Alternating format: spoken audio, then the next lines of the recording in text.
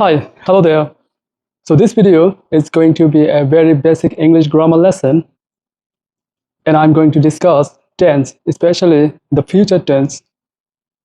So when it comes to English grammar, the first thing that comes to our mind is tense. অর্থাৎ English grammar বলতে প্রথমে যে জিনিসটা আমাদের সামনে আসে এটা হচ্ছে টেন্স। আর আমরা যদি টেন্সকে ভালোভাবে আয়ত্ত করতে পারি তাহলে half of our English is done.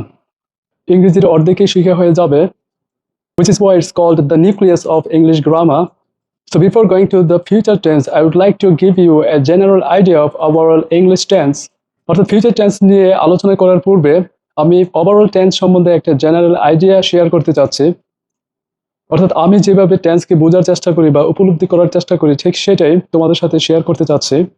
So tense বলতে আমরা কি বুঝি? টেন্সের বাংলা অর্থ হচ্ছে সময় অথবা কাল। সো আমরা যদি সিম্পলি এটাকে সময় অথবা টাইমের সাথে রিলেট করার চেষ্টা করি তাহলে টেন্স শেখা এবং বোঝাটা আমাদের জন্য অনেক সহজ হয়ে যাবে। যেমন এই মুহূর্তে, ঠিক আমার কথা বলার মুহূর্তে যা কিছু হচ্ছে, দেখা যাচ্ছে, শোনা যাচ্ছে, সবগুলোই হচ্ছে প্রেজেন্ট টেন্স। যেমন এখন আমি একটি রুমে ক্যামেরার সামনে কথা বলতেছি, এখানে অনেকগুলো জিনিস আছে। যেমন আমার সামনে একটি জানালা আছে, জানালা দিয়ে বাতাস আসতেছে, তারপর এসিটা অন আছে, তারপর একটি বিড়াল, যেমন the cat is playing in the corner. So everything in this room that I can see and hear in this moment, all are called in the present tense. সেই সাথে আমি কথা বলা শুরু করার আগ পর্যন্ত যা ঘটে গিয়েছে সবগুলাই হচ্ছে পাস্ট টেন্স। কথা বলার আগে কি করেছিলাম? মোবাইলটা চার্জ দিয়েছিলাম, ফ্রেশ হয়েছিলাম, তারপর ড্রেস আপ করেছিলাম, এরকম সব কিছুই হচ্ছে পাস্ট টেন্স, যেগুলো আমার চোখের আড়ালে চলে গেছে।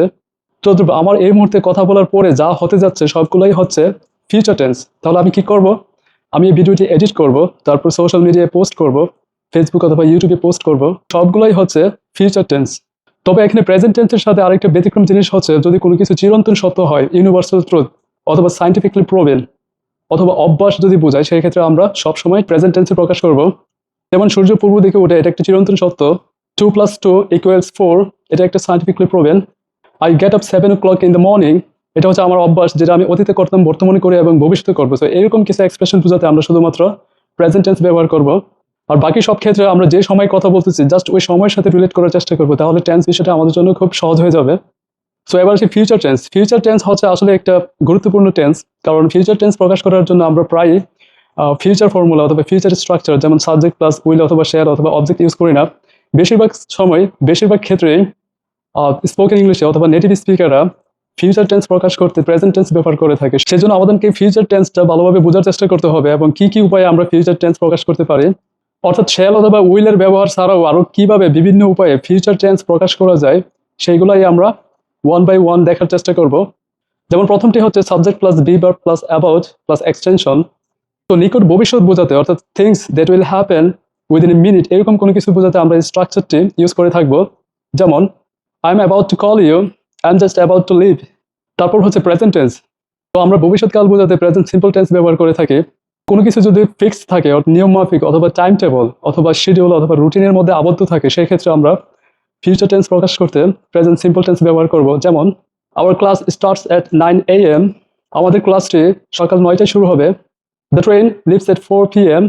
তারপর হচ্ছে প্রেজেন্ট কন্টিনিউয়াস টেন্স, অর্থাৎ পূর্ব নির্ধারিত কোনো কিছু বোঝাতে, অ্যারেঞ্জমেন্ট অথবা appointment, things that I have already decided to do, এরকম কোনো কিছু বোঝাতে প্রেজেন্ট কন্টিনিউয়াস টেন্স ব্যবহার করা হয়।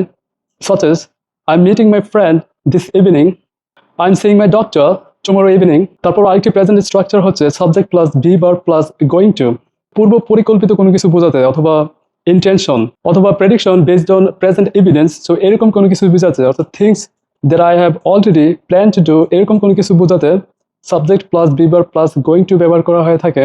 Look at those clouds, it's going to rain. তারপর আরেকটি কমন হচ্ছে, আমি ভিডিও করার শুরুতে এরকম বলে থাকি যে this video is going to be. So এটাও কিন্তু একটি ফিউচার টেন্স, কারণ এটা আমার পূর্ব পরিকল্পিত। সো এবার সে প্রেজেন্ট সিম্পল টেন্স, যেটার দ্বারা আমরা ফিউচার টেন্স চিনে থাকি বা বুঝে থাকি। কিন্তু মজার বিষয় হচ্ছে স্পোকেন ইংলিশে অথবা নেটিভ স্পিকারে খুব কমই এই স্ট্রাকচারটি ব্যবহার করে থাকে। বেশিরভাগই আমরা ফিউচার টেন্স অর্থে প্রেজেন্ট টেন্স ব্যবহার করে থাকি ইনস্ট্যান্ট ডিসিশন অথবা তাৎক্ষণিক সিদ্ধান্ত নেওয়ার ক্ষেত্রে, অথবা promise, offers, general believes, prediction without evidence. So এই অর্থে আমরা এই ফিউচার সিম্পল টেন্সটি ব্যবহার করে থাকি। যেমন দ্য ফোন ইজ রিংিং, I will pick up the call and I will give you money. It's kind of promise. In the future, people will live on Mars. তো এবার হচ্ছে ফিউচার কন্টিনিউয়াস টেন্স। সো আমরা মোটামুটি সবাই এটির সাথে পরিচিত, অর্থাৎ ভবিষ্যতের কোনো একটি নির্দিষ্ট সময় কোনো কিছু চলমান থাকবে, এর অর্থে আমরা এই ফিউচার কন্টিনিউয়াস টেন্স ব্যবহার করে থাকি। যেমন this time tomorrow I will be sleeping. তারপর হচ্ছে ফিউচার পারফেক্ট টেন্স, অর্থাৎ ভবিষ্যতের কোনো একটি নির্দিষ্ট সময়ের আগে কোনো কাজ সম্পূর্ণ হয়ে থাকবে, এরকম অর্থে আমরা ফিউচার পারফেক্ট টেন্স ব্যবহার করে থাকি। যেমন I will have finished the book by the next week.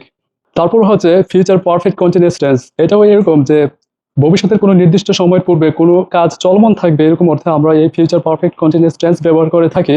such as by the end of this year I will have been living in South Korea for 8 years. তো এইভাবে আমরা বিভিন্ন অর্থে future tense ব্যবহার করে থাকি।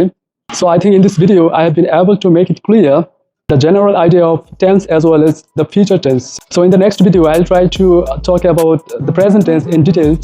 So till then, take care, bye.